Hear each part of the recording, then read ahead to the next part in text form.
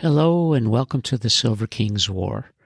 I'm Michael Sievers, the writer, producer, and creator of this podcast series about my father's Second World War as a B-26 bombardier. Today we continue in the epilogue for Dearest Ones, the letters that the Silver King wrote to his family throughout the war.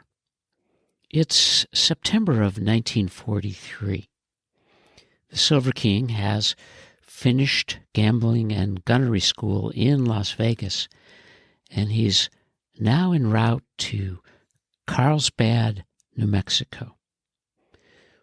There he will train to become a bombardier and a navigator. Stanley writes his first Dearest Ones from bomber school on Saturday, September 11th, 1943. He's just arrived, and this will be his sixth installation and state. And our hero has an essential new buddy. His name is John Joseph Sherry, and he's from Philadelphia, Catholic, and also a washout. And then along comes the third guy, Herb Stempler, the Jewish kid from New York. They will share 18 weeks for bombardier and navigation school and a commission as an officer in the Army of the United States. This is the second class at what is a new installation, and he will share a room with J.J. Sherry. And as luck would have it, there will be a WAC barracks just a few yards away, and, of course, against regulations, there will be visiting. As their bomber school begins, unbeknownst to our hero, the Silver King, and his new pals, Sherry and Stempler, there is another new installation underway in New Mexico, about 300 miles north of Carlsbad. It was top secret. In the New Yorker magazine in the summer of 1954, Laura Fermi, who was the wife of the Nobel-winning physicist Enrico Fermi, wrote a two-part story about the family's history with the Manhattan District. On July 31st of 1954, Laura Fermi described the family story. The Chronicle of Los Alamos starts in the summer of 1942, almost 2 years before I moved there with my children. On August 13th of that year, the Army Corps of Engineers set up a special project camouflaged under the sobriquet of the Manhattan District to deal with matters relating to atomic research.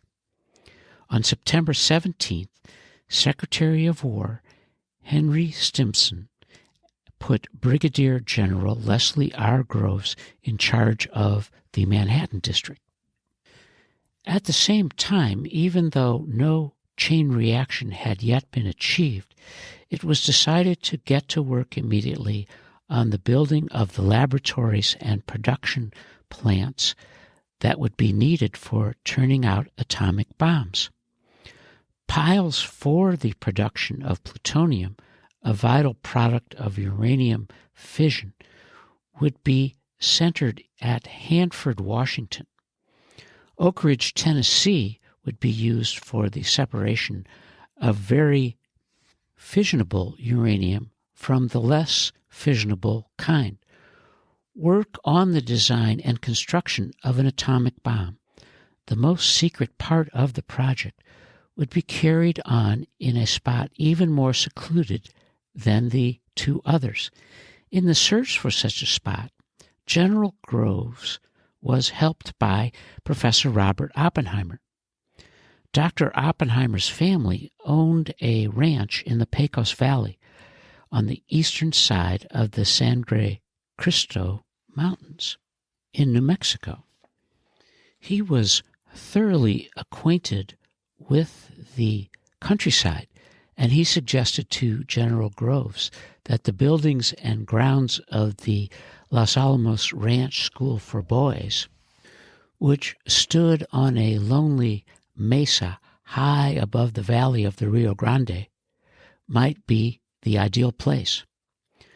A narrow mountain road, passable, if not good, connected the school with the main highway from Taos to Santa Fe and would help surmount the difficulties of transportation. By way of the village of Espanola, Santa Fe was 45 miles away. The school buildings could accommodate the first scientists to arrive, and there was plenty of room to expand, for as far as the eye could see, there were only pines and sand. General Groves and Dr. Oppenheimer went to see the school. The school principal must have been surprised to see the strangely disparate pair.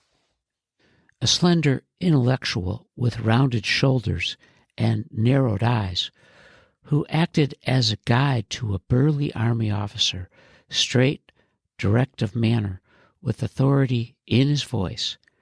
The principal must have been even more surprised when he learned what his visitors had in store for him. The school must be closed, they said. The Army was going to buy it for secret work. In November, the Manhattan District bought the school and grounds, which thereupon lost their identity under the nom de guerre of Site Y. Dr. Oppenheimer was placed in charge of the laboratory. General Groves asked him how many houses would be needed for his staff, and he replied that he expected to assemble some 30 scientists and their families, perhaps 100 persons in all.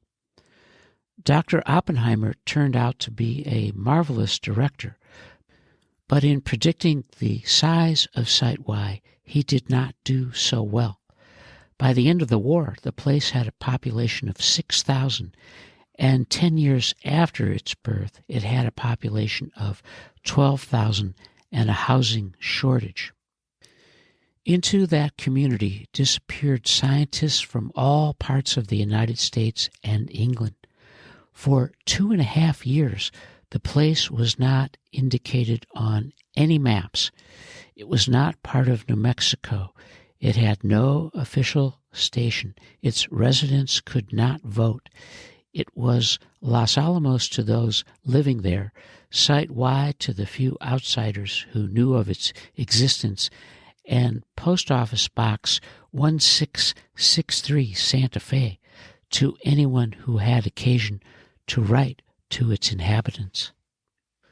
While Air Cadets Silverfield, Sherry, and Stempler began their work in bombardier and navigation school, the work that was underway at Los Alamos would conclude its first real assignment and end the war in the Pacific 2 years later.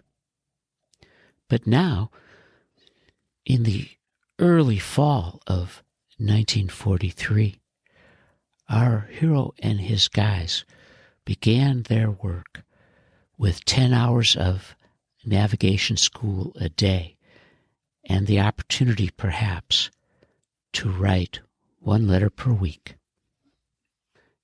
And as bomber school begins for the Silver King, we have reached the end of Part 8 in the epilogue for Dearest Ones, the letters that Stanley wrote to his family throughout the war. And you are listening to the Silver King's War.